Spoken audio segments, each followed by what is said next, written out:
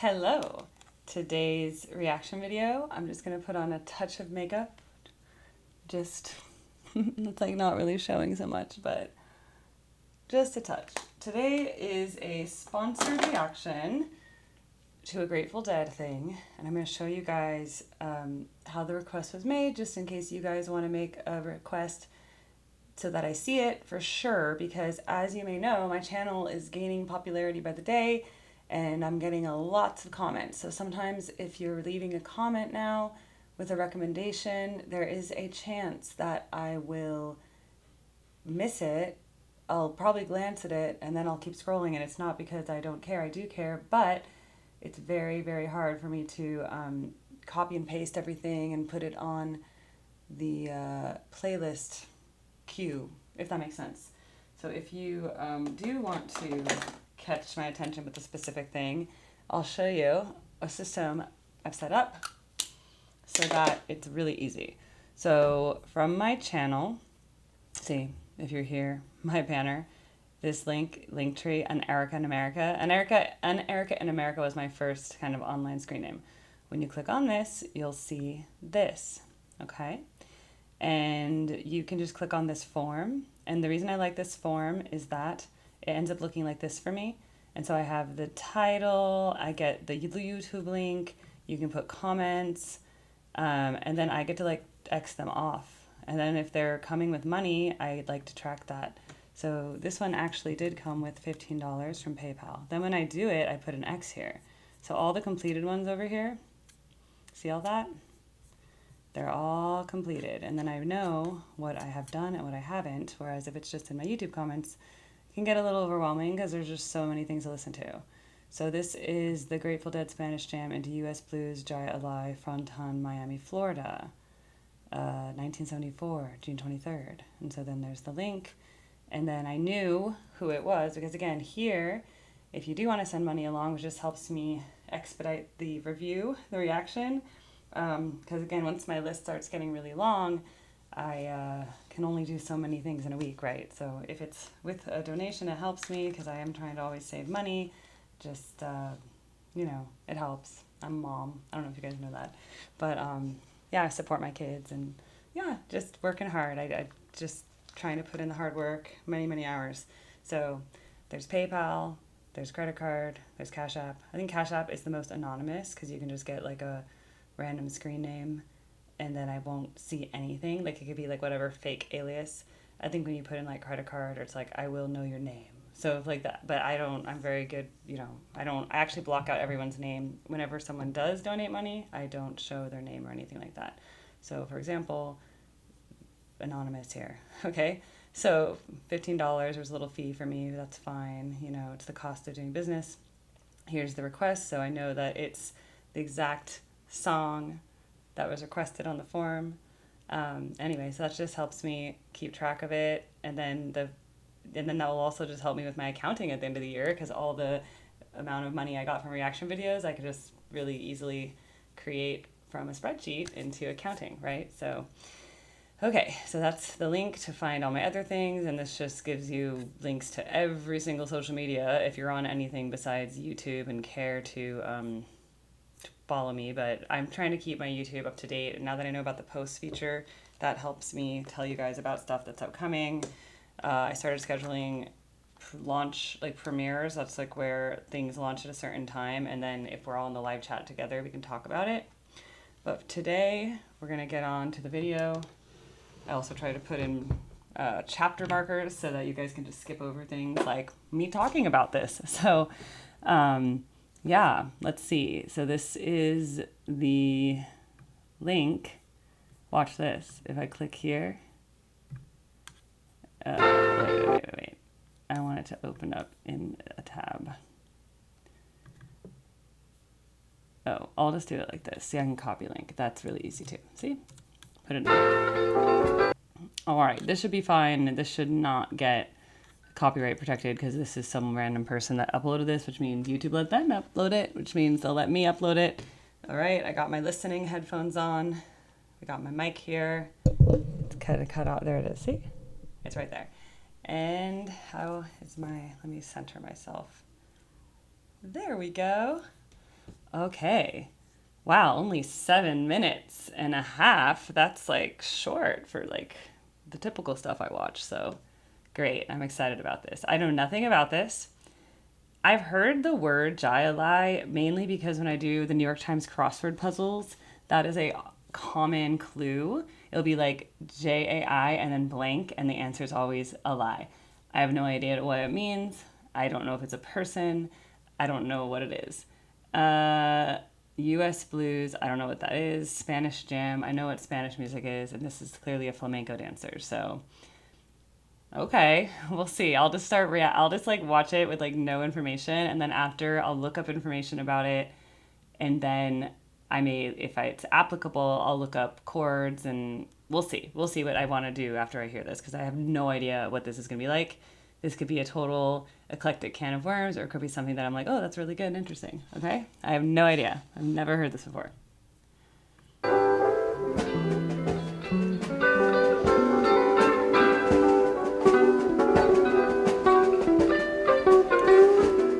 Oh, I forgot to do one thing that I think is important that people have been enjoying. 1 second here. This is going to be good. All right. Just give me a second. Okay.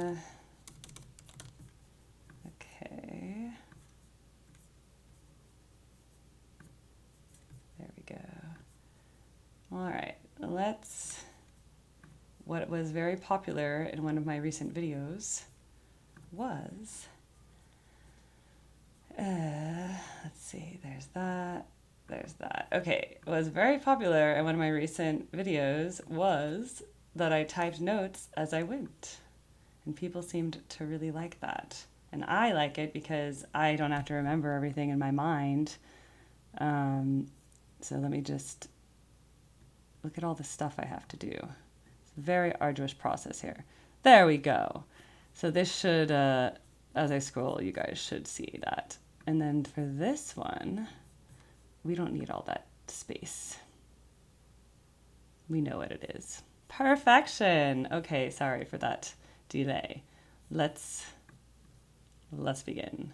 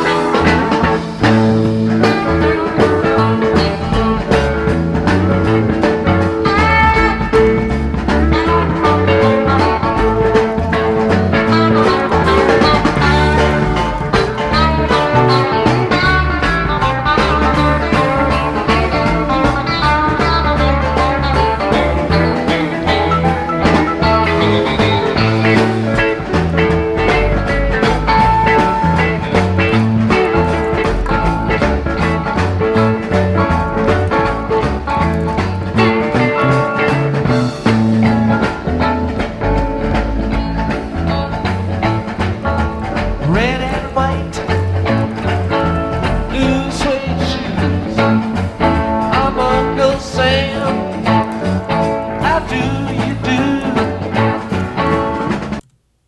Oh, it went into a different thing. And that's it. I wonder what that next song is. No, no, no. Okay, so that must be another song it was going into, which I don't know if that's a real song or not. Okay, well, that was interesting. As you can see, I wrote a lot of notes. I'll just read them in case. So it started with ambient drumming, then I heard a calm guitar strumming, and then an interesting effect. Same melody repeated. Okay, so the guitar played a melody, and then it went up an octave and played the same melody, and then added on, and then made it a bit a variation, interpolation. New musical phrase, and the bass line started getting crazier. Then the second guitar started coming in, and this is where I started getting a little bit like overwhelmed. Okay, I think I figured it out. So like I said, I have I'm a very hypersensitive to music, which is why I was a naturally good candidate to be an opera singer and a voice teacher. So it really helps me when I'm teaching singing. I don't even have to look at the singers often, and I'll know that they're shaping something in their tongue wrong. I'll be like, oh, your tongue is low, or you're compressing your tongue, or you have tension in your jaw. I can just hear it in the tone. I can just like have my eyes closed and I can hear what's going on in the tone. So it's like I have a very astute ear. Same with my piano students. Sometimes they'll think I'm not like paying attention because I'm like, like I go across the room or something to grab something, and then I'll just like in the middle of that I'll be like, oh, your damper pedal was blah, blah, blah. Like I'm like totally paying attention. Like my ear is so astute to music that I hear all the little mistakes in the piano, like the pedal was held down too long, or they're supposed to be staccato, and then it's like accidentally wasn't a staccato. So anyway, that's my brain is really wired for that. So therefore, this type of music is very overwhelming. Imagine hyperstimulus. In general, if I go to a really loud bar and it's, the way the acoustics are or the place is that there's not much sound dampening, maybe there's a hard floor, not a carpet, etc. There's a lot of rooms, lots of voices going on. I sometimes, even though I'm a really extroverted person and I love people and I love being out in crowds and I love being and like interacting with people, it's the actual sound overload that will often overwhelm my sensory system, and then I basically have to like go into a very quiet dark place for a while to like recover my sensory system. So this piece, when the second guitar started coming in a completely different melody than the first guitar and a different tone quality, which is why I was able to tell them apart so well. Also, the lead guitar was played very treble, like very high up. Because on the guitar, if you're close to the bottom, where's my hand? If you're close to the end of the guitar, the notes are lower. As you get closer to the body of the guitar, to the inside, the notes get higher because the string length gets shorter, and that's how guitars work. Depending on how long the string length, it gives you a different frequency, gives you a different note. So I can differentiate that there's like the high guitar with one effect, then there was like this lower guitar with a different effect, but on top of that you have the bass guitar. But usually I can really easily tell the bass apart from the guitar because one's really low and one's really high, so those two don't overload the same sensory. But when there's two instruments of a similar tone quality in the same area but doing contrasting things, I want to be able to keep the line. It's like I want to hear the musical line of what that guitar is doing, like do do do do do do do do do whatever he's doing. Then I also want to hear this line, do do do do do do do do, happening at the same time.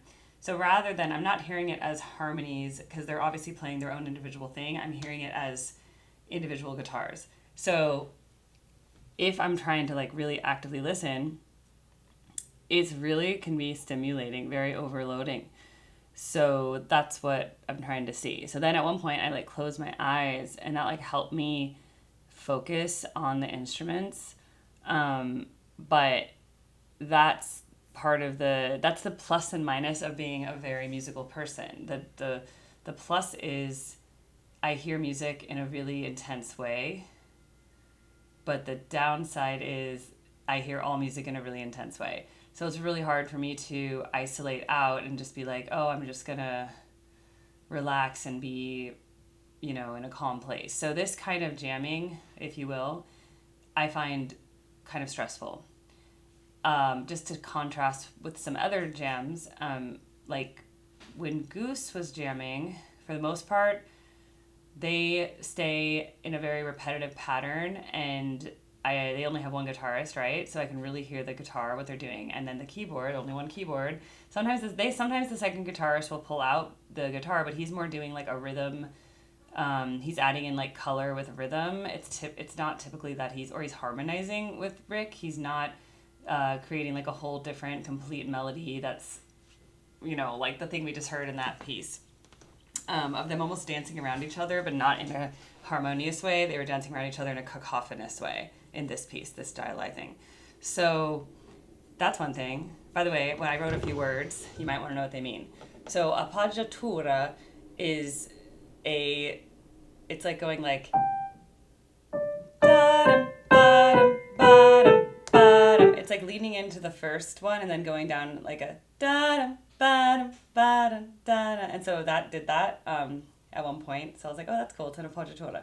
That's an Italian opera. It goes back to Baroque. I mean, there was music before the Baroque era. We just don't have much written music before, because the first written songs were from the monks in like, I think the 1400s or so. We have some manuscripts from there, but there wasn't much written music until it became very more mainstream in this Baroque era. And that's like the Bach era, like 1600s. Okay. So 1600s, 1700s, though, we start to get a lot of music, and so you see a lot of appoggiaturas. Glissando is when you do this. Okay, so that's a glissando when you go like that on the piano. I just want to know, it's so funny. So I've seen some people in the comments when I talked about Stravinsky, and then this was the funniest thing. They go, yeah, well, Stravinsky couldn't improvise over da-da-da. I go, yeah, well, Franz Liszt could. And so it's so funny. All the time, the jam band people will try to act like there's some sort of superiority or something that, like, no one ever did before, and that until there was jam music, there was never improvisational music. And I'm like, no, that's so wrong. Improvisational music has been around as far as we know, so much so that I just told you about the advent of written music, right? Well, prior to written music, people did even more improvisation, it's thought, because we have ancient writings. The scholars will pull up they'll find these like old manuscripts, and the people will describe what the music sounded like, and they'll talk about like what instrumentalists had to do to train to be musicians. But a lot of the music was improvisational, especially before we had written music, right? So musicians were just coming up with it. And I also imagine, like, when we had those old English songs where you had the bards traveling around telling old stories, there was a king from a faraway land. I would imagine that a lot of that was improvised. Like, they knew what the story was going to be that they were going to tell, but then as they went through the story, they're like coming up with it. Because I do the same. I can do that, and like I think a lot of singers can do that. So I just think it's a little less, like, oh, before the dead, this never existed. This is the first thing in history. I'm like, no, even just we have Franz Liszt, an amazing classical pianist who traveled all over Europe and had rock star status.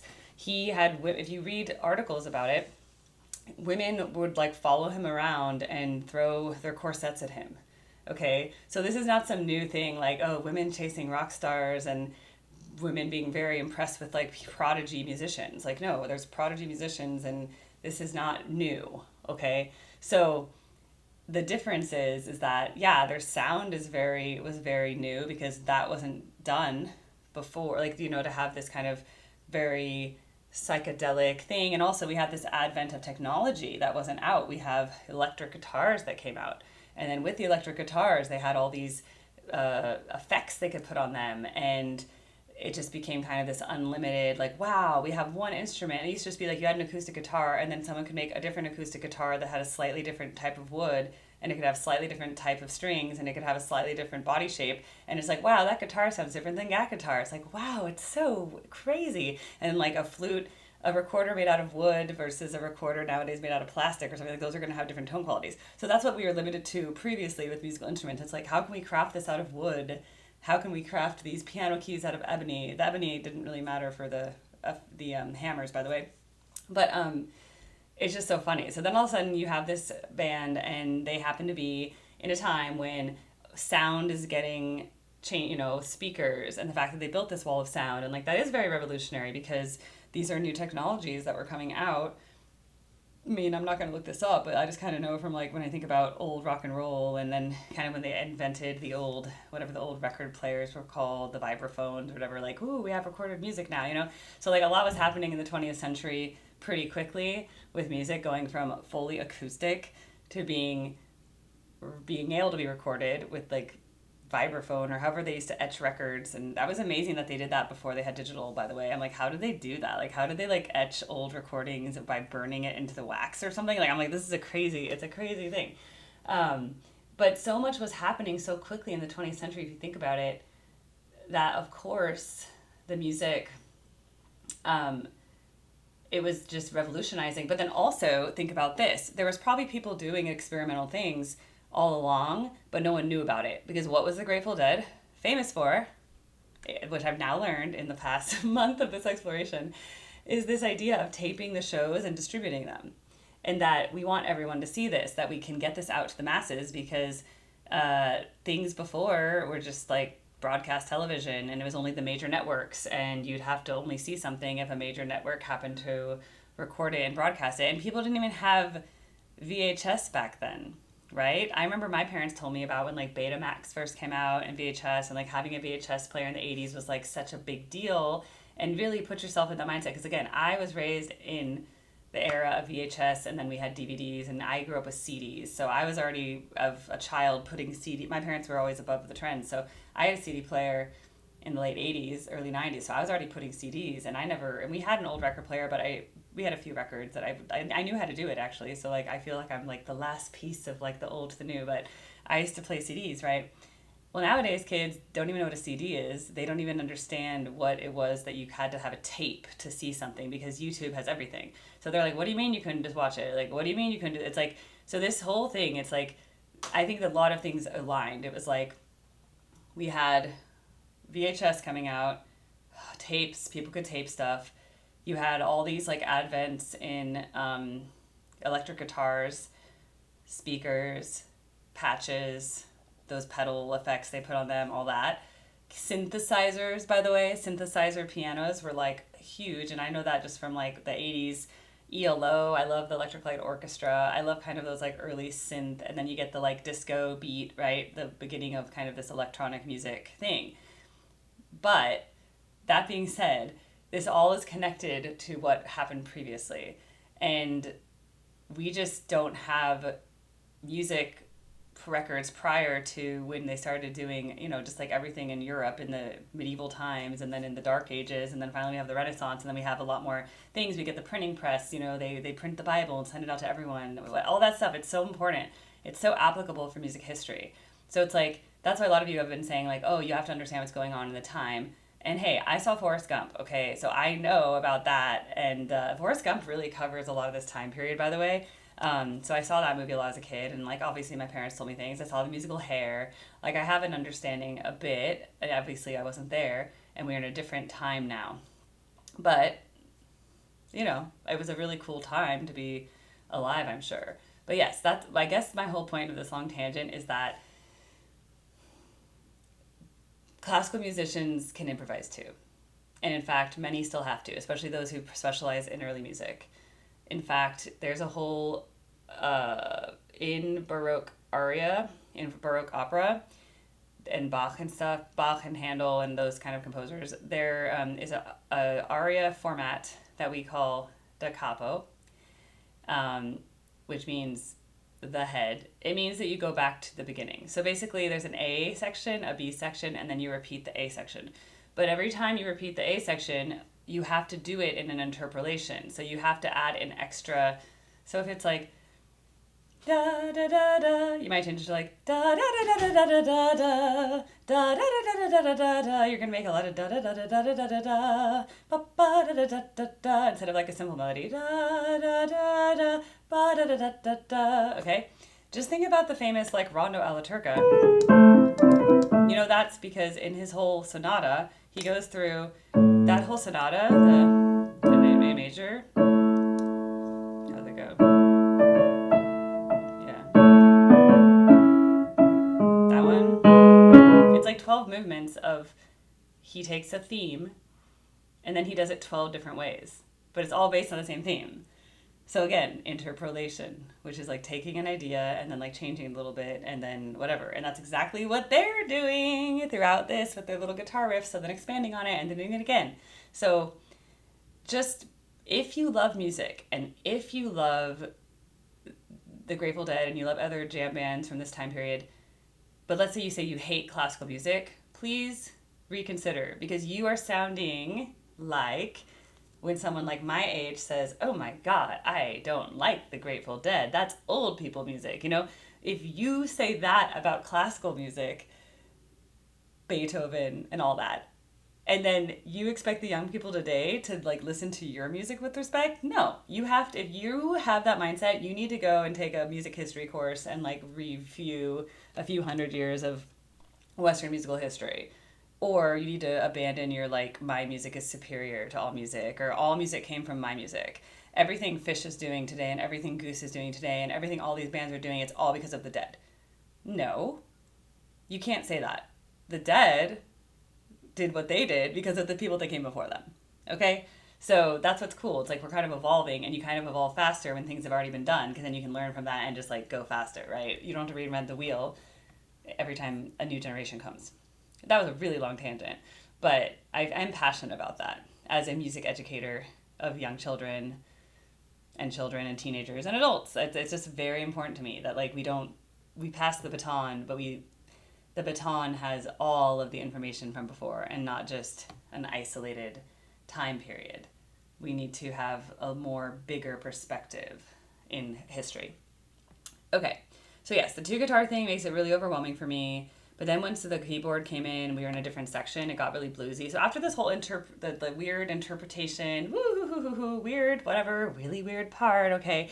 And then we got into that like bluesy section. The keyboard rhythm started doing like normal bluesy things. Then the bass started getting into like a normal bluesy groove.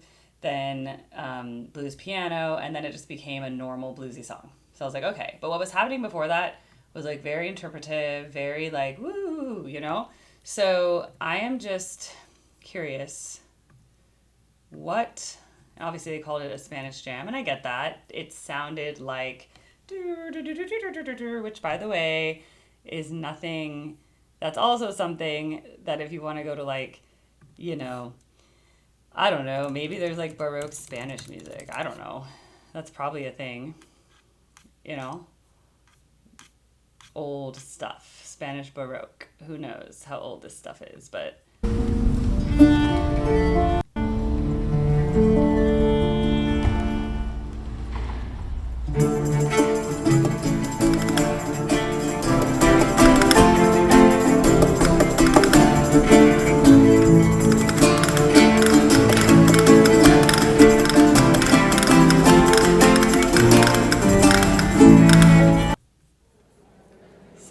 sacred music from medieval Spain.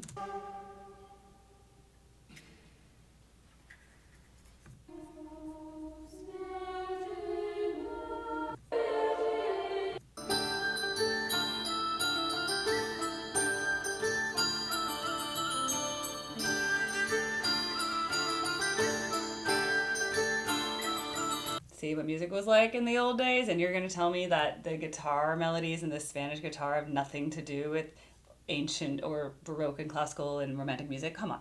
Like, hello. So sorry, that just always gets on my nerves when people are like, you know? So, what was I going to type here? This.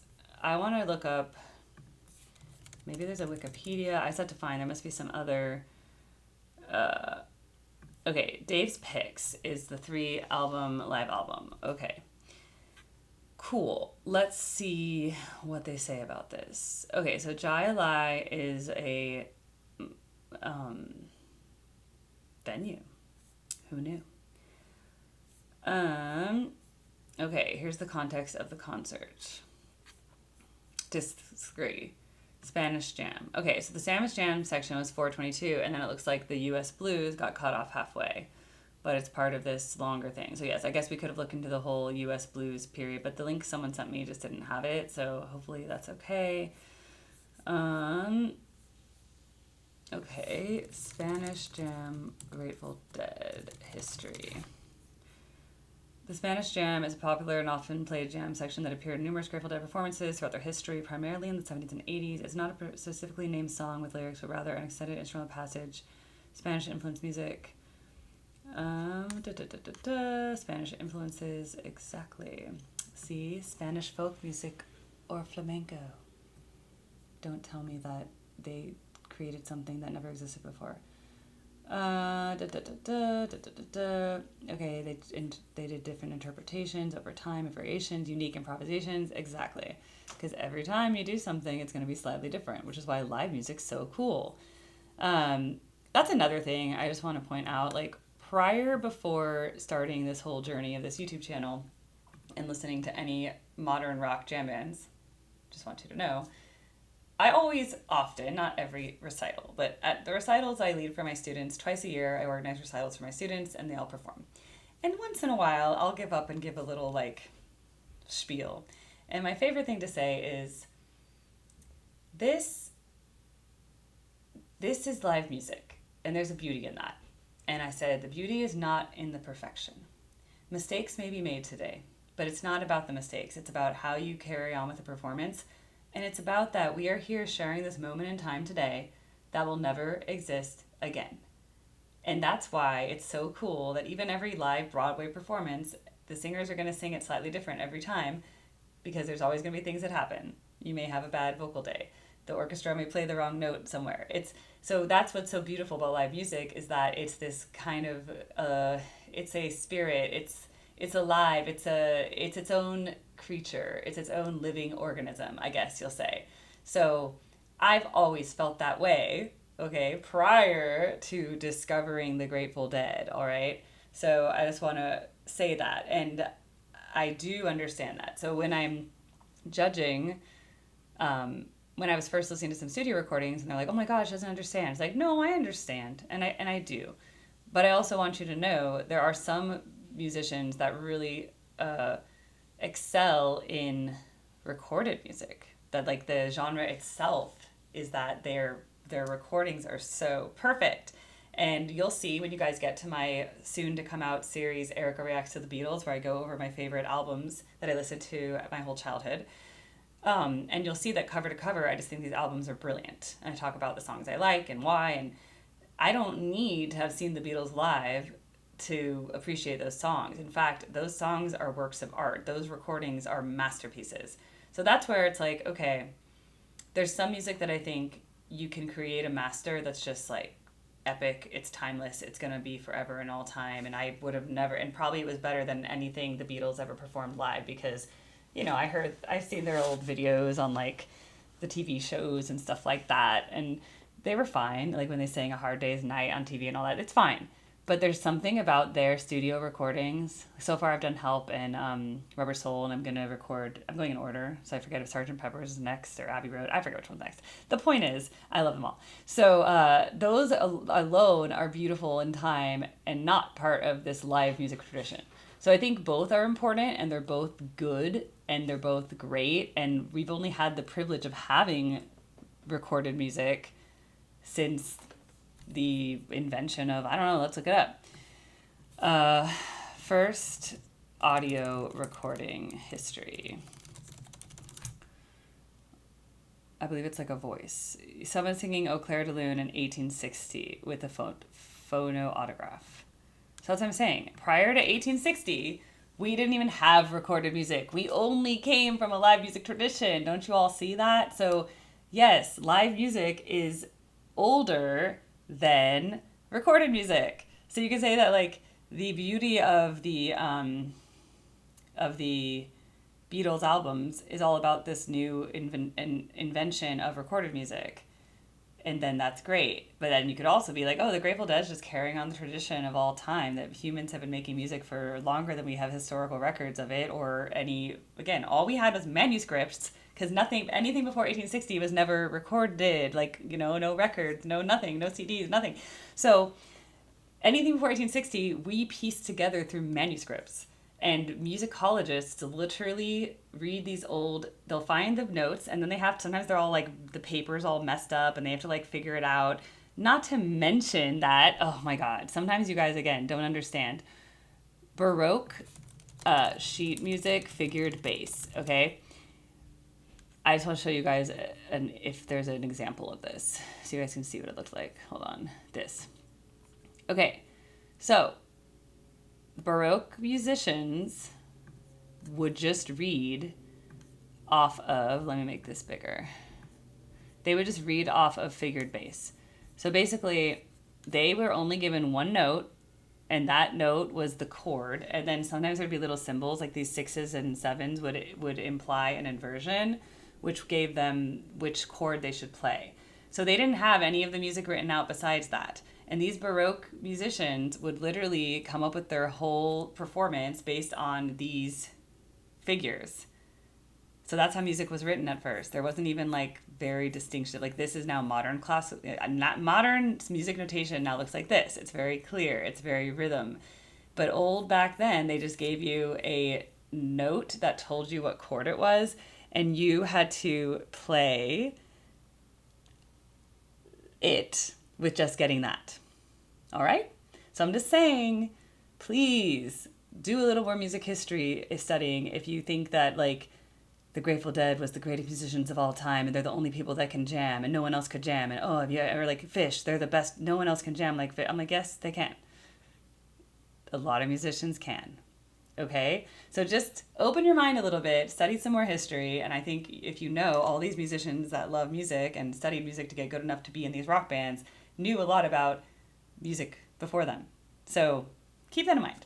So that's my reaction. I think it's cool that they had a Spanish thing based on like Spanish, flamenco, whatever. Like that's cool, you know, why not? It's cool that there's this album existing of the best live recordings ever. I'll have to explore more of that album because it sounds like I've seen that before on some of the other things I've listened to so far. So obviously that must be like a really important anthology of Grateful Dead music. And so yes, I think this video is worth way more. I mean, just I'm saying, like that was $15 and look at this great content you just got. Like this is like a whole like university level lecture, honestly. So I appreciate that because I am just starting out. My channel is growing like wildfire. YouTube, within a few weeks, they're kind of slow about rolling out my hours, like crediting me, but I can see that I'm getting about 300 watch hours a day now, which in theory I should be monetized for sure by the end of the month. They want to drag their feet because once I get that, they're gonna have to start paying me ad revenue, right? So they're like, let's just make sure that all her hours are real and not bots, you know.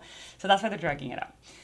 So anyway, thank you for the sponsoring. It means a lot to me. I'm saving all this money. I'm, using it to, I have to pay for college in a few years. So if this channel can grow to a point where I'm making even just like $1,000 a month extra, that's going to really help me pay my kids' college tuition. So again, I'm just trying to do this for my own individual, entrepreneurial, not an end to give back to the community, because everything I do, I am a music educator at core, and I would give this information to anyone just because I want to pass the torch, and I think it's important that we come together over a common beautiful thing. And Western music is so beautiful, and it's part of our culture, and that's a video. I have to make a video on that in another in the future about there was an attack on Western music and classical music, and it's part of the whole woke thing. There was like a big attack on Western music, like anything European was basically attacked. It's like,